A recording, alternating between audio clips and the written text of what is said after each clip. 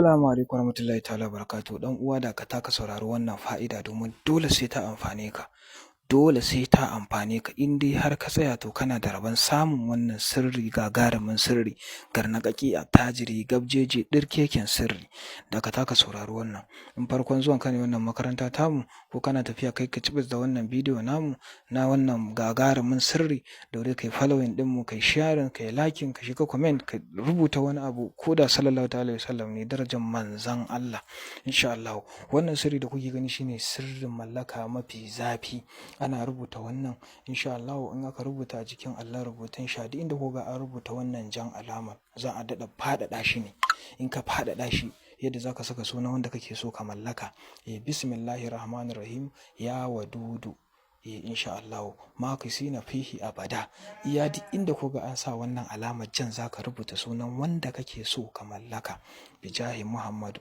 Bayan ka rubuta insha Allah za a samu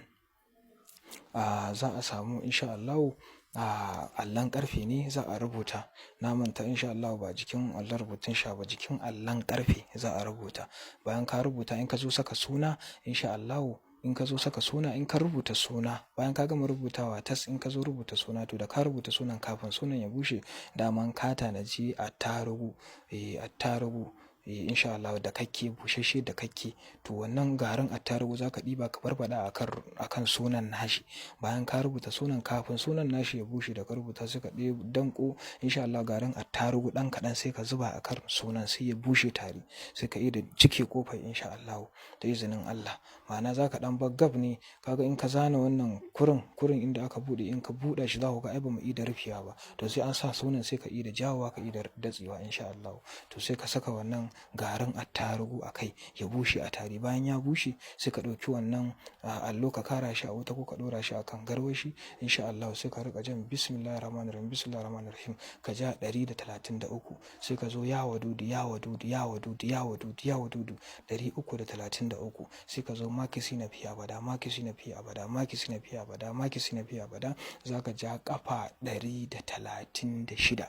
Bayan ka gama jan wannan wurdi mai albarka sai ka samu abin yanka ko kaza ko akuya ko da saniya ita sadaka ba ta yawa ba ta kaɗan ka samu kai sadaka in ma baka da halin abin yanka samu wani abu ko dabino ko ƙosai ko masa ko farar alewa kai sadaka da izinin Allah ka sha mamaki da izinin Allah subhanahu wataala dole wannan sirri sai ya amfane ka muddin ka ji kuma ka yi yadda muka ci insha Allah. Domin ƙarin bayani ba ma aje number a comment section domin mun ga wasu suna aje mana nambobinsu a comment section to mu ba mu aje tamu a comment section. Wasu malaman suna zuwa don mun aje sirri mai ma'ana su zo su aje number su don ku bibiye su a'a number mu kaɗai muke sakawa a cikin DP namu na TikTok cikin profile ɗinmu na TikTok a nan kawai za ka samu number mu ko kuma ka saka a cikin wannan bidiyon zan karanta ta 090 15 90 46 36 insha Allah haka number mu take ko 0810 330